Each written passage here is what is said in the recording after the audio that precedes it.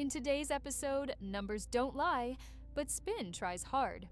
The WNBA's year ends with a smile on paper and a frown on TV. The Fever's playoff opener without Caitlyn Clark lands with a thud. Free to air. Big window. Small impact. Allisha Gray versus courtside hecklers lights up the timelines. Ejections, reactions, receipts, and the hope of Clark still moves markets more than press releases. Ready for clean facts and sharp edges? Let's go. Start with the scoreboard that matters. Viewers, not slogans, not vibes. The league says viewership ticked up this season. It did. By a bit. About 3% across ESPN, CBS, and ION. That's the headline, but headlines have footnotes. On ESPN and ABC, the average hit roughly 1.3 million per game. That's an uptick. On CBS, roughly 1.27 million, also up. Now look at ION, the workhorse that carried the most games, around 627,000 on average, down 6%. The full picture is mixed, not catastrophic, not a coronation, mixed. You saw the press notes. Most watched regular season on our primary networks. True for ESPN Windows. Their own release said studio programming climbed too. Countdown grew. Streams grew. Great. But context wins debates, not adjectives. A new Nielsen big data methodology helped puff the totals. It folds in more devices, more sources, more set-top info. That inflates every property, not just this one. So year-over-year lines look healthier, even while certain nights still fight for air. Trust the trend, but read the asterisk. What about the Indiana effect? Still gigantic. Even with Clark missing long stretches, Fever windows remained the main draw. That's not a fan theory. Trade desks saw it. Producers saw it. Front office sports wrote it plainly. The Fever are still the league's strongest magnet. You could feel it every time schedulers lean toward Indianapolis. Gravity doesn't need a press tour. It just pulls. Front office sports. Now the messy part. ION carried the most games. 30. The audience on ION slid. That matters because repetition builds habits. If your biggest slate lives on a channel averaging barely over 600,000, you're building the house with thin beams. People blamed discoverability. Others blamed weak matchups. Some muttered about ratings pages, not listing ION consistently. Forget conspiracies. The only question that matters is simple. Are casuals finding these games without a megastar on the marquee? On ION, often no. On ESPN windows tied to bigger stories, often yes. Build accordingly. So what did we learn? The sport can rise. The platform matters. The face still matters more. That's reality, not disrespect. It's the same in every league. The NFL sells quarterbacks, the NBA sells supernovas, the WNBA found one, then she got hurt, and the math changed overnight. Short line for emphasis. Viewers chase gravity, not schedules. Before we move on, quick ask. If you respect receipts over cheerleading, hit subscribe. It tells the algorithm you prefer straight talk with sources. Final beat for this block. Growth exists. It's there. It's just fragile. One star turns the faucet on. Smart structure keeps the water flowing when she sits. That's the job. Game 1. Fever versus Dream. Afternoon slot on ABC. Free to air. Killer distribution. The number lands. 951,000 viewers. Sounds solid. Until you check last year's comp. Same franchise. Different opponent. 1.8 million. That's a cliff. Down 47%. Without Caitlyn Clark, the parachute didn't open. That's not a dunk on the roster. That's an X-ray of the marketplace. Front office sports. Why the slide? 2 reasons that matter. First, no Clark. Second, a softer narrative hook. Last year's Fever Sun game carried novelty and rivalry juice. This year had grit, not sizzle. You can love basketball purity and still admit the casual audience is not built by purity alone. It's built by names that ring phones.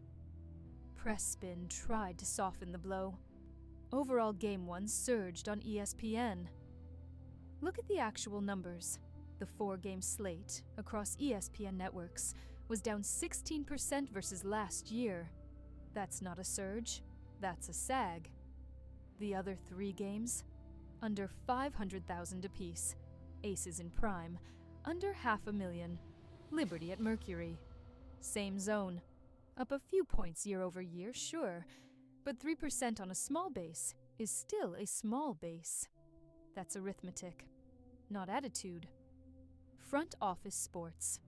Some blamed Sophie Cunningham's injury for lost juice. Fair to guess a marginal bump. Maybe another 100,000 on a good night. But that gap to last year wasn't 100,000. It was 850,000. That's not a role player problem. That's a headliner gap. Another uncomfortable truth. Afternoon windows cut 2 ways. They're family-friendly. They're also nap-friendly. If you don't have a lightning rod, daytime sports drift. The NFL owns Sundays because it owns stars and stakes. A Sunday WNBA matinee without its biggest face was always climbing uphill with ankle weights. ABC can't carry you alone. You have to carry ABC. Let's isolate the Indiana number again. 951,000. Free channel. Wide reach. And still 47% below last year's Fever playoff opener. That single stat explains every nervous whisper in every sales meeting this week. It says, the hope of Clark adds as much lift as Clark herself. When she's in uniform, the ceiling rises. When she isn't, you better have Plan B ready. On Sunday, Plan B was Vibes. Vibes can't block a rating slide. Front office sports short sentence. The brand is bigger with her. Full stop. If you like this kind of surgical breakdown, drop a like. It pushes this episode to people who prefer numbers over noise. One last line on the opener. The Fever won Game 2 in a blowout. That helps. Momentum helps. But momentum can't replace magnetism. Not yet. The league needs both. Now, the moment that hijacked the timelines. Allisha Gray in the courtside exchange. You saw the clips. Gray turns toward the baseline. Words fly. She motions to security. 2 fans get escorted out. The arena buzzes. Cameras pan. Social media ignites. What did they say? Was it personal? Was it over the line? That was the conversation, and it burned hot for hours. New York Post. Here's what we know from reporting.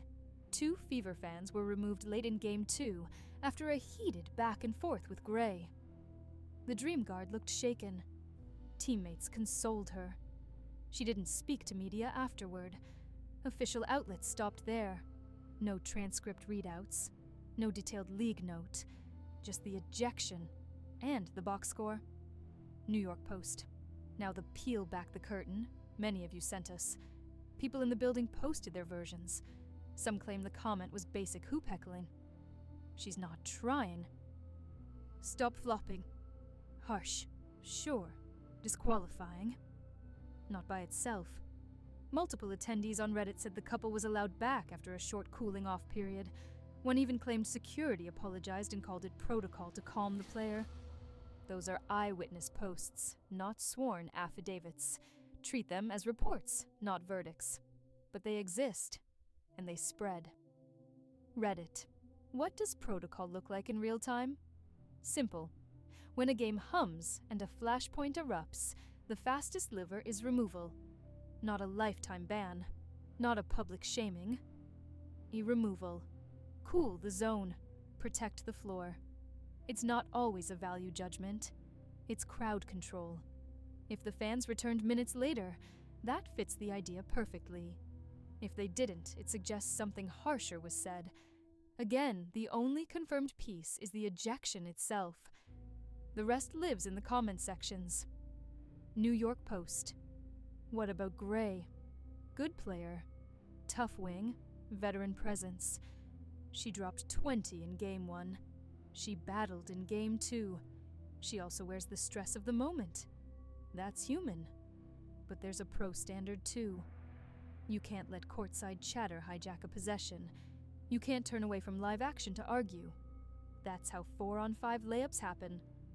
That's how clips become narratives, and narratives become labels. Flip to the fan side.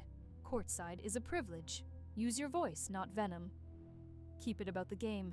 No slurs, no family, no personal attacks. It's not complicated. If your best material is you stink, be clever at least. If your material crosses the line, security will prove how short that walk to the concourse can be. Two truths can live together. Players need thicker skin than most. Fans need better judgment than Twitter. The line between heat and harm oscillates by arena and by era. This era has phones on every moment. That changes the calculus for everyone. So what now? The league will review, if they haven't already. If the fans were reinstated, it likely ends there. If not, we may get a note. Either way, the real lesson is bigger. The WNBA's audience is shifting. More casuals, more noise, more money on the floor. That brings heckling culture into rooms that weren't used to it. That adjustment will be clumsy. Nights like this prove it. New York Post short line. Thick skin and clear rules. That's the fix. The most expensive sentence of the season landed 2 weeks ago. Out for the remainder of the year. The Fever announced it first. Right groin. Aggravated during the comeback grind. Later, a bone bruise complicated progress. She posted a note. Honest. Frustrated. You felt it. ESPN detailed the rehab stack. Left quad earlier. Left groin. Then the ankle bone bruise. That's not drama. That's anatomy. And it demands respect. Clark is 23. A generational shot maker. A walking attention engine. Even when she sits, the camera pans. That's unfair to teammates who grind nightly. It's also reality. Superstars bend markets. The hope of Clark does too. Sponsors time their ads. Networks build blocks. Opponents move games into bigger buildings to catch the overflow. When she sits, everyone feels the tremor. So why does this segment matter now? Because Game 1 without her gave us unfiltered data. The earlier math wasn't Twitter noise. It was broadcast fact. Down 47% on ABC compared to last year's Fever opener. Other Game 1s under 500,000. This is the ripple when your lighthouse goes dark. Not forever. Long enough to test the structure. Front office sports. Was the injury avoidable? No one can say that honestly. Could risk be reduced? Absolutely. Protect stars from cheap off-ball hits. Reward skill. Keep the whistle consistent across marquee windows. Travel standards help too. Recovery matters. Young bodies bounce. But repeated strain is a debt collector. The league has to help players pay that bill with time, science, and clarity. What happens next? The Fever still carry momentum. They won Game 2 big. They found shot making without their North Star. Kelsey Mitchell remains a bucket. Aaliyah Boston remains a pillar. Natasha Howard does both. That's a good sign. A series is a lab. The playoffs will tell us which stories can travel without Clark at the wheel. The larger season told us something else. With her, the ceiling rises for everyone. Without her, the floor drops for many. Both can be true. Short sentence. Protect your assets, then market them. Quick CTA in the middle, because you'll ask anyway. If you want our off-season star protection blueprint in a dedicated episode, comment blueprint. We'll ship it. Final line here, she'll be back. The engine's fine. The frame needs less pothole mileage. That's the assignment.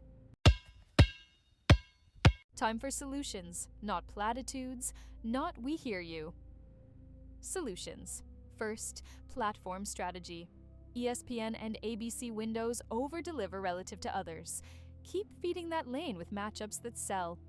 If Ion owns volume, tune the volume. Give Ion a consistent weekly tentpole. Same night, same hour, same promise. Habits beat hope. Right now, too many Ion dates feel like catch-as-catch-con. Casuals don't build calendars around surprises. They build them around rituals. The NFL understood that decades ago. So did college football. Copy the homework. Second, Star Insurance. Clark is a weather system. Angel Reese is a lightning rod. Aja Wilson is the standard. The Liberty Stack superpowers. Package those faces in pairs when possible. Don't isolate them on islands. The NBA did this masterfully with rivalry weeks. You can too. Sell basketball first. Sell personalities as accelerants, not substitutes. Third, the whistle. Inconsistent officiating is bad television. It ruins rhythm. It muddles identity. Define your contact thresholds and publish them. Make it boring for everyone to understand. Borderline hits away from the ball. Automatic delay penalty for the offender's team. We all love toughness. We love healthy supernovas more. Fourth, revenue model. In the next bargaining cycle, tie star compensation to league-wide revenue growth and media goals. If the pie grows, the faces that grew it should feel it. Not just in endorsements, in checks that say, "You moved a mountain." That message echoes to rookies, vets, and agents. It attracts risk takers. It retains rainmakers. Fifth, storytelling. Spread the magnetism. Deepen character arcs beyond one jersey. If the Fever play Thursday, tell me why Saturday in Las Vegas matters. If New York faces Phoenix, remind me how that chess match evolved over 2 seasons. Casuals need continuity, not one-off hype blasts. Your documentary wing should never sleep from April to September. Sixth, youth pipeline. Clinics in playoff host cities on game day mornings. 10-minute cameos from pros. Ball handling stations. Free photos. Then a voucher for the night game. You just hooked a kid for a decade. That's marketing you can't track in Q3. That's a lifetime average. Seventh, honest reporting. Celebrate the good numbers. Don't hide the weird ones. The moment fans think you're messaging data, they check out. Front Office Sports published the mixed bag cleanly. Sports Media Watch explained Nielsen's methodology shift. ESPN bragged where it earned bragging rights. That's how trust grows. Transparency scales better than spin. Short line to close the playbook. Standards sell better than slogans.